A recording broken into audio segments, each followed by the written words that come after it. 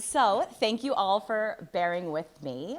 What I wanted to do real quickly was have everyone respond to this polls everywhere. I just wanted to know what you all think inclusive science classrooms should look like or sound like or feel like. What you can do is you can go on your computer to pollsev.com/Gina Teso, or you can use your phone and you can just text Gina Teso to 37607 and then your response. I'm gonna leave this up here for 10 more seconds and then I'm gonna log into Polls Everywhere so you can see it, but that was already on my computer.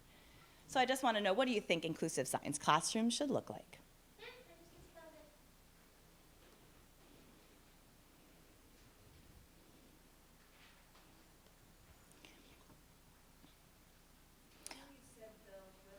Yeah, it's pollev, so POLLEV.com/Gina Teso.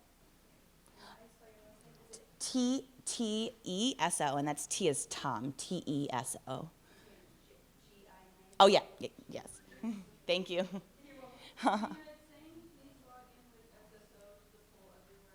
Huh, well, they usually lets you log in without.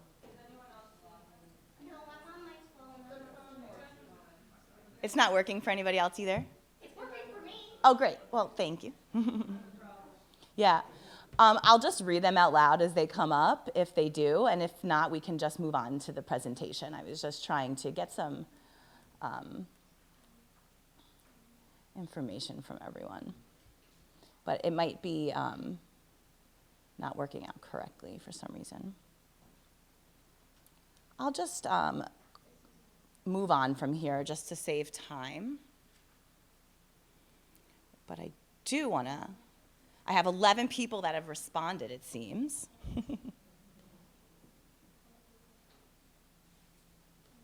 Well, I will just move on. I apologize. If by the end it starts showing up, I will show you.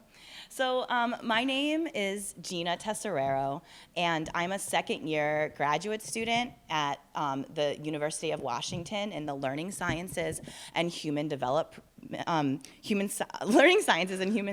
program. I'm learning to study learning. I was a former special education teacher in New York City for 10 years before moving to Seattle.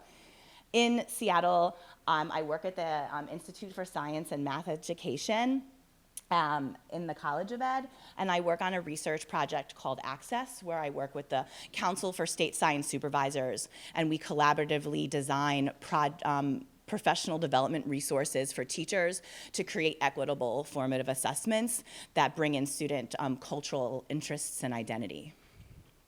I also am an editor and a reviewer, an author of the STEM Teaching Tools resources. If you haven't heard about them, I definitely recommend trying them out.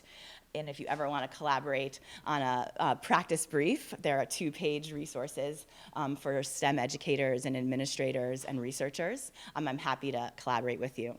The image I have up here is of my poster that is downstairs in the poster room right now. I can explain the picture in more detail later if requested. I wanted to explore how educators design, enact, and evaluate these maker-inspired learning activities in inclusive classrooms. And making is defined as this idea of creation versus consumption. So teaching students how to be inventors and designers instead of just taking in information. It's also about remixing and making things your own. It's about designing things digitally or physically.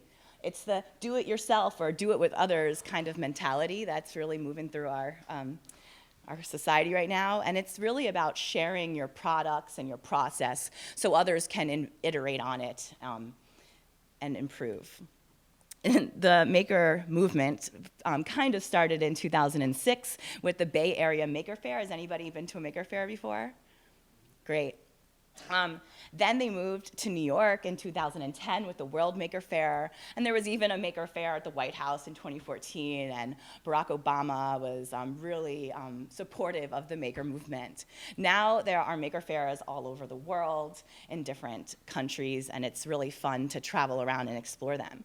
But the reason why this is significant is because I was a teacher in New York City at the time, and right in the middle of this movement is when the next generation science standards were developed. As we heard from the previous presentation, these standards really focused on the doing of science in addition to knowing the science content. And what was significant about that was it also was about problem solving. It was the first time in science education we focused on engineering practices in addition to science practices. And I thought that this was a perfect opportunity to bring together the ideals of making and engineering because they're both very process-focused, they're both iterative, they're both open-ended and driven by student interest, and they're both collaborative processes. And so this is a very new idea, but I'm conceptualizing this continuum I'm calling Make-gineering for the moment, where making is more, about creative expression, but it's on a continuum with engineering where the creative expression can also be used to solve problems. And I think that this provides a good opportunity and a flexible environment to really make the classroom driven by your students' interests.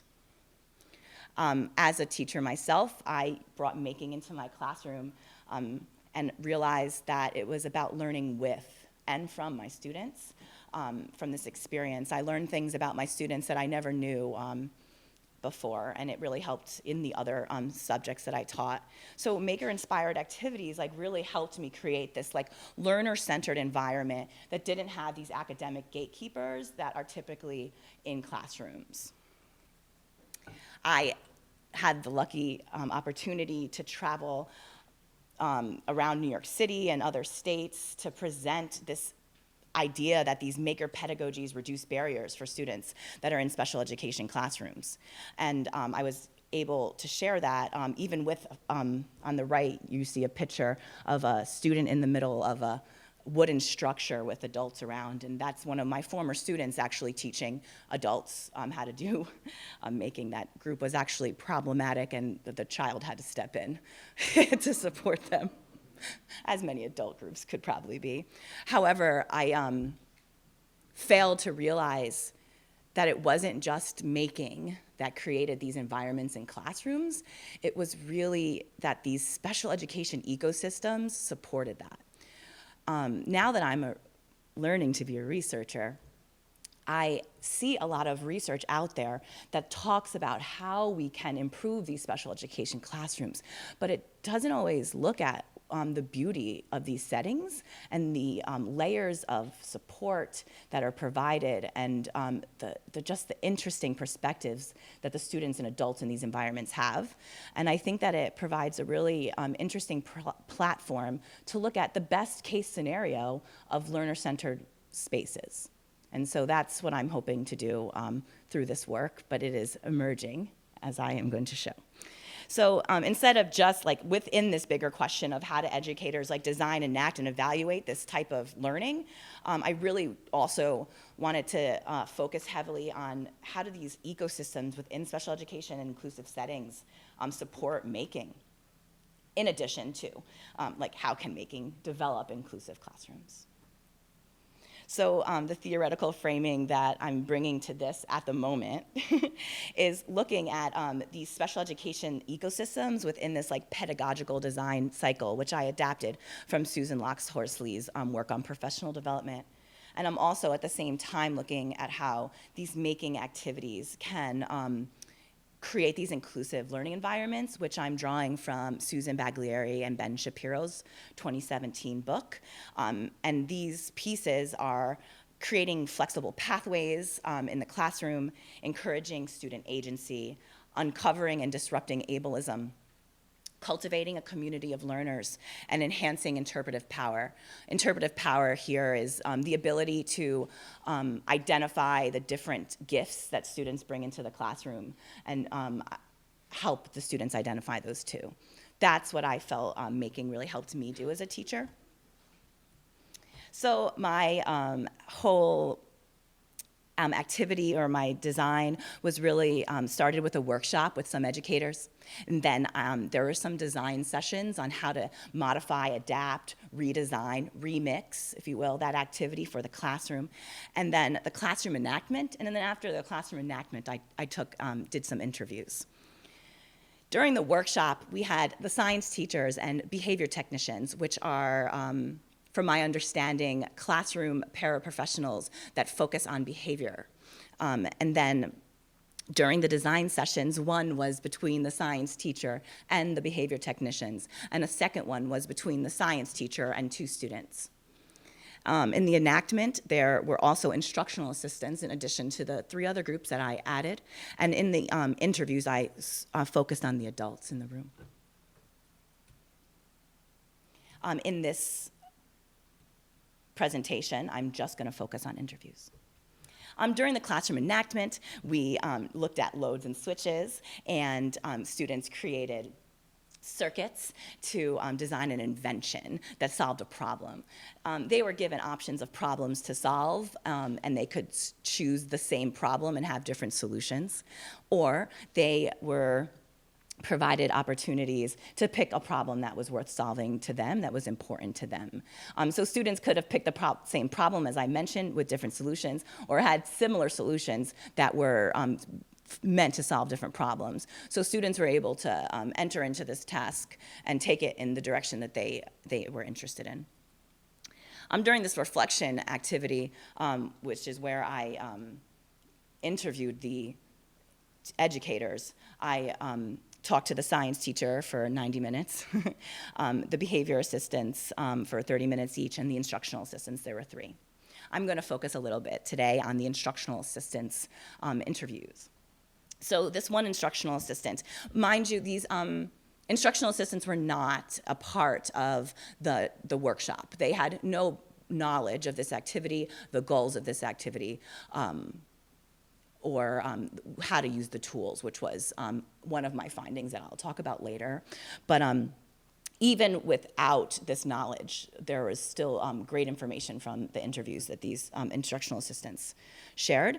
So one instructional assistant says, seeing other kids experiment in creative ways and then hook up timers and other kinds of stuff, I think that was really helpful for her because she was seeing that you don't have to just use like what's on the table. She was looking around and watching kids, you know, looking behind her when to see what kids were doing.